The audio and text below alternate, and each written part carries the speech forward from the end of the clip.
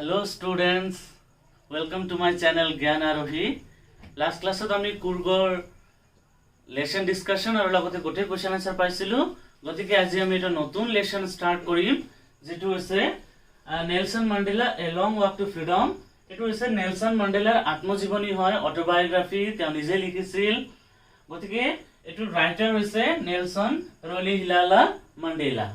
আৰু লেসনটো যেটো দীঘল হয় আমি এটো তিনিটা পাৰ্টত ভাগ কৰিম, ফাৰ্স্ট, সেকেন্ড আৰু থাৰ্ড। যেনেকৈ আমাৰ ওৰেল কম্প্ৰিহেনশন চেকত কোৱেশ্চন আনসাৰ আছে, সেইমতে আমি ফাৰ্স্ট, সেকেন্ড, থাৰ্ড হিচাপে ভাগ কৰি ললো। আৰু আমি আজি ফাৰ্স্ট পাৰ্ট বুজিম। তো মই ভাবো তোমালোকে নিশ্চয় নেলসন মান্ডেলাৰ নাম শুনিছা, ফেমাস নেম হয় নেলসন মান্ডেলা, হয় নে নহয়? আৰু হয়তো হিষ্ট্ৰি বুকত পাইছা, নহলে জিওগ্ৰাফি কিতাপত পাইছা, নহয় টিভিত, নিউজ পেপাৰত, কতবা নহলে কতবা সকলোৱে আমি নেলসন মান্ডেলাৰ নাম শুনিছো। He is a famous personality of the world. তো এটা কথা এতিয়া নেলসন মান্ডেলাৰ বিষয়ে আমি জানিলো। নেলসন মান্ডেলাই তেওঁৰ জীৱনৰ 30 ইয়াৰ্স তেওঁ প্ৰিজন অৰ্থাৎ জেলত কটাইছিল। তো এতিয়া তোমালোকৰ মনত নিশ্চয় এটা প্ৰশ্ন উদয় হয় যে এজন মানুহ জেলত 30 বছৰ কটোৱা মানে নিশ্চয় তেওঁ অপৰাধী, তেওঁৰ বিষয়ে আমি কিয় পঢ়িব গৈ আছো। কিন্তু কথাটো তেনেকুৱা নহয়। একচুয়ালি নেলসন মান্ডেলা সাউথ আফ্ৰিকাৰ প্ৰথম ব্ল্যাক প্ৰেসিডেন্ট অৰ্থাৎ কৃষ্ণাংগ ৰাষ্ট্ৰপতি বা কলা ৰাষ্ট্ৰপতি আছিল। আৰু নেলসন মান্ডেলাই সাউথ আফ্ৰিকাৰ যে প্ৰথম কলা ৰাষ্ট্ৰপতি হৈছিল, ইয়াৰ অন্তৰালত তেওঁৰ যথেষ্ট সংঘৰ্ষ জড়িত হৈ আছে। আমি আমাৰ দেশ যেটো ইণ্ডিয়াতো আমি ডিসক্ৰিমিনেশন দেখা পাওঁ, যেটো আমাৰ কাষ্টৰ ক্ষেত্ৰত বা মানে বৰ্ণৰ ক্ষেত্ৰত যথেষ্ট ডিসক্ৰিমিনেশন আছে। আৰু সেই ডিসক্ৰিমিনেশন বা বৈষম্যৰ বিৰোধিতা কৰি যথেষ্ট নেতাসকলে ভাৰতবৰ্ষত মানে আন্দোলন গঢ়ি তুলিছিল, আমি গমে পাওঁ। ঠিক তেনেকৈ আমাৰ সাউথ আফ্ৰিকাতো এক প্ৰকাৰৰ ডিসক্ৰিমিনেশন আছিল। আৰু এটো কাষ্ট নহয়, এটো আছিল ৰেছৰ ওপৰত ভিত্তি কৰি ডিসক্ৰিমিনেশন। মানে দুটা গ্ৰুপ আছিল, দুটা গ্ৰুপ অফ পিপল আছিল। এটা আছিল ব্ল্যাক আৰু আনটো আছিল হোৱাইট পিপল। আৰু হোৱাইট পিপল সকলে ব্ল্যাক পিপলক যথেষ্ট অত্যাচাৰ কৰিছিল, ইহঁতক মানে বেসিক যিবিলাক সুবিধা আছিল এইবিলাক পোৱাৰ পৰা বঞ্চিত কৰিছিল। আৰু যথেষ্ট ইহঁতে ডিসক্ৰিমিনেট হৈছিল হোৱাইটৰ হাতত। আৰু ইয়াক কি বুলি কোৱা হয়? ইয়াক কোৱা হয় আপাৰ্থেইড বুলি কোৱা হয় যেটো। আৰু সেই আপাৰ্থেইড আছিল এটা সোশিয়েল ইভিল, সামাজিক ব্যাধি আছিল। আৰু সেই ব্যাধিৰ নেলসন মান্ডেলাই সেই ব্যাধিৰ কাৰণে বা সেই ব্যাধিক সাউথ আফ্ৰিকাৰ পৰা দূৰ কৰিবলৈ তেওঁ যথেষ্ট চেষ্টা কৰিছিল আৰু আন্দোলনত জপিয়াই পৰিছিল। আৰু সেইকাৰণে নেলসন মান্ডেলাৰ বিষয়ে আমি জানাটো নিতান্তই প্ৰয়োজনীয়।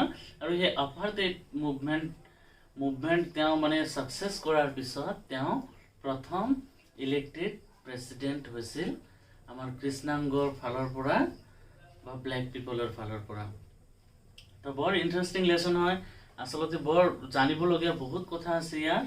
লেসনটো অলপ দীঘল যদিও আমি পার্ট বাই পার্ট আমি বুজি লম। তো ইয়াত যে আমাৰ যেটো মানে নেলসন মান্ডেলা কি ব্ল্যাক প্ৰেসিডেন্ট হৈছিল সাউথ আফ্ৰিকাৰ, it was not a easy job. ইমান সহজ কথা নাছিল, কাৰণ সিহঁতে সকলো ফালৰ পৰা লাঞ্ছিত বাঞ্ছিত আছিল। কিন্তু এটো এদিনৰ যুদ্ধ নাছিল। এই যে 30 বছৰ যে তেওঁ জেলত খাটিছিল এপাৰ্থেইড মুভমেন্টৰ এগেইনষ্টত, তাৰ পিছত যেদিনাখন মানে 1994ত first time South Africa general election, democratic election যেটো গণতান্ত্ৰিক নিৰ্বাচন হৈছিল। আৰু সেই নিৰ্বাচনত 400 সিটৰ ভিতৰত আউট অফ 400 সিটস 252 সিট পাই সিহঁতে জয়লাভ কৰিছিল আমাৰ আফ্ৰিকান নেশনাল কংগ্ৰেছে।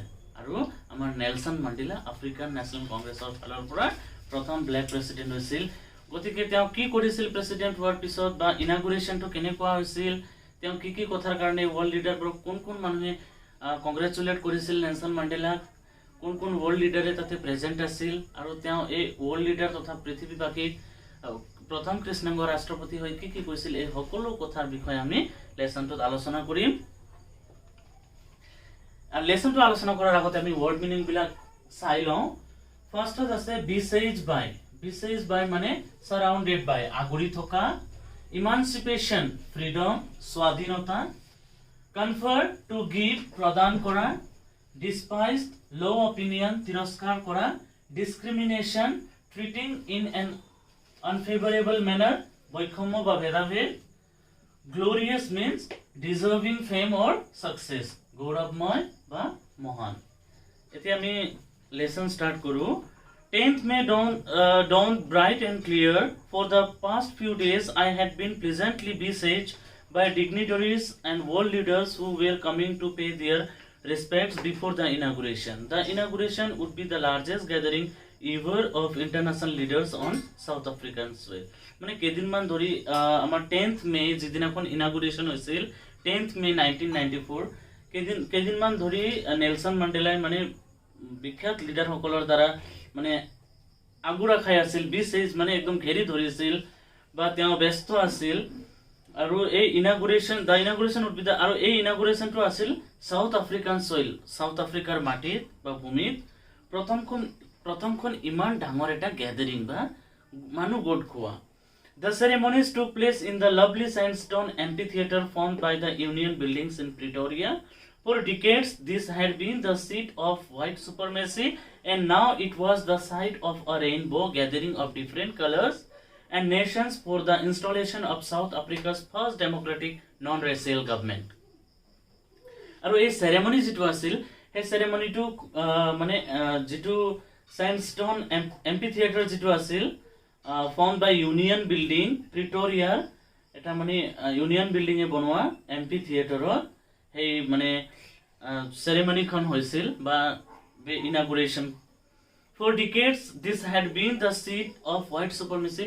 আৰু বহুত মানে দশক ধৰি এটো মানে বগা মানুহৰ দ্বাৰা এটো ৰাজত্ব কৰা হৈ আছিল, কিন্তু এতিয়া প্ৰথমবাৰৰ কাৰণে কৃষ্ণাংগৰ ফালৰ পৰা প্ৰথম সাউথ আফ্ৰিকাত নন ৰেচিয়েল মানে কোনো বৈষম্য নোহোৱাকৈ প্ৰথম গণতান্ত্ৰিক চৰকাৰ প্ৰতিষ্ঠা হ'বলৈ সক্ষম হৈছিল।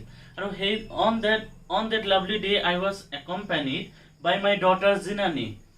On the podium, Mr. de Klerk was first sworn as a second deputy president. Then Thabo Mbeki was sworn in as first deputy president. Aru hidinakhon Nelson Mandela company disil our daughter Zinani aru podiumot prothome শপত গ্ৰহণ কৰিছিল mister D ক্লাৰ্কে দ্বিতীয় উপৰাষ্ট্ৰপতি হিচাপে।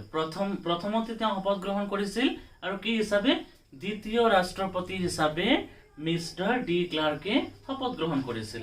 আৰু দ্বিতীয়তে শপত গ্ৰহণ কৰিছিল থাবো বেকিয়ে প্ৰথম উপৰাষ্ট্ৰপতি হিচাপে। মনত ৰাখিবা, দ্বিতীয় উপৰাষ্ট্ৰপতি হৈছে মিস্টাৰ ডি ক্লাৰ্ক আৰু প্ৰথম উপৰাষ্ট্ৰপতি হৈছে থাবো বেকি। When it was my turn, I pledged to obey and uphold the Constitution and to devote myself to the well-being of the Republic and its people. আৰু যেতিয়া মোৰ পালা আহিছিল বা মোৰ টাৰ্ণ আহিছিল, মই সংবিধানক মানি চলিম আৰু সংবিধানক উন্নীত কৰিম, লগতে নিজৰ দেশৰ জনগণক তেওঁলোকৰ হিতৰ বাবে আগুৱাই নিবলৈ মই নিজকে সম্পূৰ্ণ কৰ্মত নিয়োগ কৰিম বুলি প্ৰতিজ্ঞাবদ্ধ হৈছিলোঁ। To the assembled guests and the watching world I said. আৰু এই যে জমা হোৱা অতিথিসকল আৰু বিশ্ববাসী চাই থকা বিশ্ববাসীলৈ সম্বোধন কৰি মই কৈছিলোঁ। আৰু এই নেলসন মান্ডেলাৰ ভাষণটো বৰ ইম্পৰ্টেণ্ট হয়, ইয়াত বহুতো জানিবলগীয়া কথা আছে, গতিকে আমি এইটো ৱৰ্ড টু ৱৰ্ড বা লাইন বাই লাইন গৈ মানে বুজি লওঁ। Today all of us do by our presence here confer glory and hope to newborn liberty. Out of the experience of an extraordinary human disaster that lasted too long must be born a society of which all humanity will be proud. আজি আমি ইয়াত সকলোৱে একত্ৰিত হৈ মই এই নতুনকৈ জন্ম হোৱা বা নৱজাতক স্বাধীনতাক লৈ মই গৌৰৱ কৰোঁ আৰু আশা কৰোঁ এনেকুৱা বহুদিনীয়া অমানৱীয় শোষণৰ পিছত এনেকুৱা এখন সমাজ জন্ম হোৱাটো নিতান্তই প্ৰয়োজন আছিল। কাৰণ ইমান ইমান দশক জুৰি মানে অপাৰেশ্যন চলিছিল আৰু ইয়াৰ পিছত এটা নতুন সমাজ জন্ম হোৱাটো নিতান্তই দৰকাৰ আছিল আৰু যিটো সমাজক লৈ মানে যিটোক লৈ মানে সমাজ এখনে গৌৰৱ অনুভৱ কৰিব পাৰে we who were outlaws not so long have today been given the rare privilege to be host to the nations of the world on our own soil আমি কিছুদিন পূৰ্বে বেলেগৰ হাতত বা আইনৰ বাহিৰত আছিলো আৰু আজি আমাক সেই দুৰ্লভ সুবিধা দিয়া হৈছে যে আমি নিজৰ দেশত থাকি নিজৰ ভূমিত থাকি সকলোকে সেৱা আগবঢ়াব পাৰো বা শুশ্ৰূষা কৰিব পাৰো we thank all of our distinguished international guests for having come to take position with the people of our country of what is after all a common victory for justice for peace for human dignity মই ধন্যবাদ জ্ঞাপন কৰিব খুজিছো বিশ্বৰ বিশিষ্ট আন্তৰ্জাতিক অতিথি যিসকলে আহি শান্তি বা মানৱ অধিকাৰৰ প্ৰতি যি সন্মান দেখুৱাইছে তাৰ বাবে তেখেতসকলক মই ধন্যবাদ জ্ঞাপন কৰিছো We have at last achieved our political emancipation আমি অবশেষত আমাৰ ৰাজনৈতিক স্বাধীনতা লাভ কৰিলো We pledge ourselves to liberate all our people from the continuing bondage of poverty, deprivation, suffering, gender and other discrimination. আমি শপত গ্ৰহণ কৰিছো যে আমি আমাৰ দেশৰ মানুহক দৰিদ্ৰতা, ভুক্তভোগিতা, বাঞ্ছনাত লিংগ তথা অন্যান্য বৈষম্যৰ পৰা সদায় মুক্ত কৰি ৰাখিম এই যে এই ডিসক্ৰিমিনেশন বিলাক এতিয়া আৰু সাউথ আফ্ৰিকান সয়লত কেতিয়াও দেখা পোৱা নাযাব Never, never, never again shall it be that this beautiful land will give experience the oppression of one by another. এই ধুনিয়া পৃথিৱীখনে আৰু কেতিয়াও বা এই ধুনিয়া ভূমিখনে মানে সাউথ আফ্ৰিকান ভূমিখনে আৰু কেতিয়াও এজনে আন এজনক শোষণ কৰিবলৈ সুবিধা নাপায় বা আমি নিদিও The sun will never shed on so glorious a human achievement. এই মানৱ জাতিৰ গৌৰৱময় সফলতাৰ কেতিয়াও সূৰ্য অস্ত নাযায় Let freedom reign. God bless Africa. Nelson Mandela লাষ্টত প্ৰেয়াৰ কৰিছিল Let freedom reign. স্বাধীনতা দীৰ্ঘায়ু হওক God bless Africa.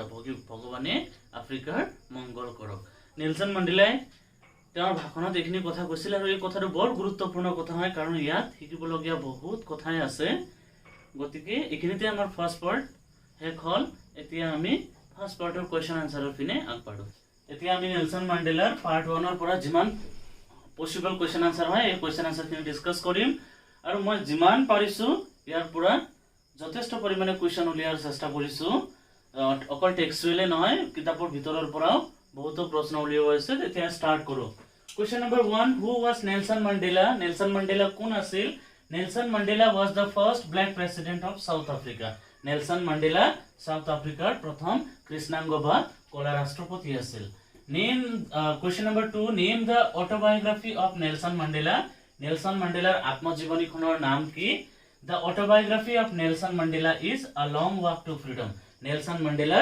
আত্মজীবনী খনৰ নাম হৈছে A Long Walk to Freedom Name the political party of Nelson Mandela question number 3 Nelson Mandela মানে ৰাজনৈতিক পাৰ্টিৰ নাম কি আছিল African National Congress is the political party of Nelson Mandela Nelson Mandela political party naam asil ba rajnaitik dolar naam asil African National Congress question number 4 how many years did Nelson Mandela spend in jail Nelson Mandela jailot kiman bochor otibahit korisil Mandela spent 30 years in jail Mandela 30 bochor jailot otibahit korisil now let us discuss question number 5 when did the first general election held in South Africa South Africa prothom sadharon nirbachon ketia anusthit hoisil In 1994, the first general election held in South Africa. प्रथम माने 1994 सनत प्रथम साधारण निर्वाचन south अफ्रिकात अनुष्ठित হৈছিল What is apartheid? Apartheid ki apartheid is a political system that separates people according to their race. Apartheid হৈছে এটা ৰাজনৈতিক ব্যৱস্থা যেটোৰ দ্বাৰা মানুহক মানে জাতিৰ হিচাপে মানুহক পৃথক কৰা হয় বা ভেদাভেদ কৰা হয় তো Question number 7. When did the ceremonies take place? Ceremonies কেতিয়া মানে সংগঠিত হৈছিল? The ceremonies took place on 10th May 1994. Ceremony 10 মে মাহৰ 10 তাৰিখে 1994 চনত সংগঠিত হৈছিল। Question number 8. How many countries attend the ceremony? কিমানখন দেশে এই ceremonyত অংশগ্ৰহণ কৰিছিল? More than 140 countries attended the ceremony. 140তকৈও অধিক দেশে এই ceremonyত অংশগ্ৰহণ কৰিছিল। By whom Mandela was accompanied on the inauguration day? Inauguration day এর দিনা বা inauguration এর দিনা নেলসন মান্ডেলা কোনে মানে কোম্পানি দিছিল?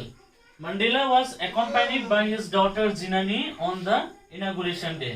Inauguration এর দিনা নেলসন মান্ডেলা তেখেতৰ ডটাৰ জিনানিয়ে কোম্পানি দিছিল। এতিয়া আমি কোৱেশ্চন নম্বৰ 10 ডিসকাস কৰো। What was the purpose of gathering on that day? এদিনাখন এই যে গ্যাদারিং বা বহুতো মানুহ যে জমা হৈছিল ইয়াৰ মুখ্য উদ্দেশ্যটো কি আছিল? The purpose of gathering was to install South Africa's first non-racial government. মানে সাউথ আফ্ৰিকাৰ প্ৰথম যেটো মানে non-racial মানে কোনো জাতিৰ ভিত্তিত নহয় প্ৰতিষ্ঠিত হোৱা চৰকাৰক ইনষ্টল কৰাৰ অৰ্থে প্ৰথমবাৰৰ বাবে তাতে ইমান মানুহ গোট খাইছিল। Question number 11. Where did the ceremonies take place? Can you name any public buildings in India that are made of sandstone? এটো টেক্সচুয়াল কোয়েশ্চন হয়। এটা টেক্সচুয়াল কোয়েশ্চনত আহিম আমি। সেরেমনি কত মানে সংগঠিত হৈছিল? The ceremonies took place in the lovely sandstone amphitheater formed by Union Buildings in Pretoria. তাৰমানে আমাৰ সেৰেমনিটো প্ৰিটোৰিয়া সিটিত সংগঠিত হৈছিল যেটো ইউনিয়ন বিল্ডিং এ বনোৱা মানে এম্পিথিয়েটাৰ আছিল স্যান্ডস্টোন মানে বালি পাথৰেৰে বনোৱা যেটো এম্পিথিয়েটাৰ আছিল হে এম্পিথিয়েটাৰৰ প্ৰথম মানে সেৰেমনি সংগঠিত হৈছিল। In India there are many such buildings আৰু ইয়াত হুদা হৈছে যে ভাৰতবৰ্ষতো তেনেকুৱা বিল্ডিং আছে নেকি স্যান্ডস্টোনেৰে নিৰ্মিত? তো in India there are many such buildings আমাৰ ভাৰতবৰ্ষতো তেনেকুৱা বহুতো বিল্ডিং আছে। that is Red Fort, Parliament House, Rashtrapati Bhavan, the Supreme Court of India. Red Fort, Lal Killa, Parliament House মানে সংসদ ভবন, ৰাষ্ট্ৰপতি ভবন তো আমি বুঝুই। The Supreme Court of India, ভাৰতৰ উচ্চতম ন্যায়ালয় বিল্ডিং ইত্যাদি আমাৰ স্যান্ডস্টোনৰে বনোৱা। এতিয়া আমি কোৱেশ্চন নম্বৰ 14 ডিসকাস কৰো। Can you say how 10 May is an autumn day in South Africa? 10 May কেনেকৈ সাউথ আফ্ৰিকাত autumn day হয়? তো সাধাৰণতে 10 মে টু আমাৰ ইন্ডিয়াত সামাৰ হয় কিন্তু সাউথ আফ্ৰিকাত অটুমে হয়। কাৰণটো কি? 10 May is an autumn day in South Africa because South Africa is located in southern hemisphere. কাৰণটো হৈছে সাউথ আফ্ৰিকা দক্ষিণ গোলাৰ্ধত অৱস্থিত আৰু দক্ষিণ গোলাৰ্ধৰ যেটো ঋতু এটো আমাৰ উত্তৰ গোলাৰ্ধ ঋতুৰ ওলটা হয়। যেতিয়া আমাৰ ইয়াত মানে গৰম তাতে ঠাণ্ডা হয় তো সেই হিচাপে অপোজিট হয়। সেইকাৰণে 10 মে সাউথ আফ্ৰিকা autumn day হয়। এতিয়া আমি কোৱেশ্চন নম্বৰ 15 ডিসকাস কৰো। What does Mandela mean by extraordinary human disaster? Mandela extraordinary human disaster মানে অমানবিক শোষণ এই শব্দৰে কি বুজাইছে? What is the glorious human achievement? Glorious human achievement গৌৰৱময় মানৱ সফলতাৰ যোগেদি মান্ডেলা কি বুজাইছে? By extraordinary human disaster, Mandela means the evil practice of apartheid in South African soil. Extraordinary human disaster বা অমানবিক শোষণ এই টাৰ্মটোৰ যোগেদি মান্ডেলাই সাউথ আফ্ৰিকাৰ ভূমিত যেটো মানে ইভিল প্ৰেক্টিস হৈছিল বা মানে যেটো মানে একদম মানে বেয়া যেটো apartheid হেতুৰ বিষয়ে উল্লেখ কৰিছে। আৰু apartheidক কৈছে extraordinary human disaster। এটো মানুহৰ ওপৰত এক বৰ্বৰ অত্যাচাৰ আছিল where black people were badly exploited by the white। যত কৃষ্ণাংগ মানুহবিলাক বৰ বেয়াকৈ শোষিত হৈছিল শ্বেতাংগ মানুহৰ দ্বাৰা। এতিয়া what is the glorious human achievement? Here glorious human achievement refers to the end of apartheid. ইয়াত glorious human achievement বা গৌৰৱময় মানুহৰ সফলতা বা বিকাশ এই টাৰ্মটোৰ যোগেদি নেলসন মান্ডেলাই ৰিফাৰ কৰিছে কি apartheidৰ বা বৰ্ণ বৈষম্যৰ সমাপ্তি and the beginning of more tolerant society আৰু এটা বৰ সহিষ্ণু সমাজৰ বিকাশৰ কথা বা আৰম্ভণিৰ কথা এই glorious human achievement এই টাৰ্ম দি বুজাইছে। তাৰমানে extraordinary human disaster hall apartheid আৰু exploitation by the white আৰু glorious human achievement হৈছে এটা beginning of more tolerant society সহিষ্ণু সমাজৰ আৰম্ভণি আৰু apartheidৰ সমাপ্তি। Now let us discuss question number 16. What does Mandela thank the international leaders for? এই যে আন্তঃৰাষ্ট্ৰীয় নেতাবিলাক যে আহিছিল এই চেৰেমনিত এই আন্তঃৰাষ্ট্ৰীয় নেতাসকলক মণ্ডেলাই কিয় ধন্যবাদ জ্ঞাপন কৰিছিল? Mandela thanks the international leaders for having come to witness the historical ceremony. এই যে এইটো এটা ঐতিহাসিক এটা মুহূৰ্ত আছিল, এই ঐতিহাসিক মুহূৰ্তক উপভোগ কৰিবলৈ যে ইণ্টাৰনেশ্যনেল লিডাৰবিলাক আহিছিল সেইকাৰণে মণ্ডেলাই এখেতসকলক ধন্যবাদ জ্ঞাপন কৰিছিল। This was a gesture for international recognition to newly born freedom. আৰু এইটো মানে ইণ্টাৰনেশ্যনেল বা আন্তঃৰাষ্ট্ৰীয় ফালৰ পৰা এটা ধুনীয়া এটা মানে ইংগিত হয় যে এই যে নতুনকৈ যিটো আমাৰ স্বাধীনতাৰ নিউলি নৱজাত স্বাধীনতাৰ প্ৰতি এটা সুইট গেস্টাৰ হয় and it could be considered as common victory for justice, peace and human dignity. আৰু এই যে নৱজাত স্বাধীনতা কি হিচাপে স্বীকৃতি মানে নৱজাত স্বাধীনতাক আমি কি বুলি ক'ব পাৰো? এইটো কমন ভিক্টৰী, সকলোৰে এইটো জয় হয়। সকলোৰ বুলি ক'লে আমি মানৱ সভ্যতাৰে এইটো জয় হয়।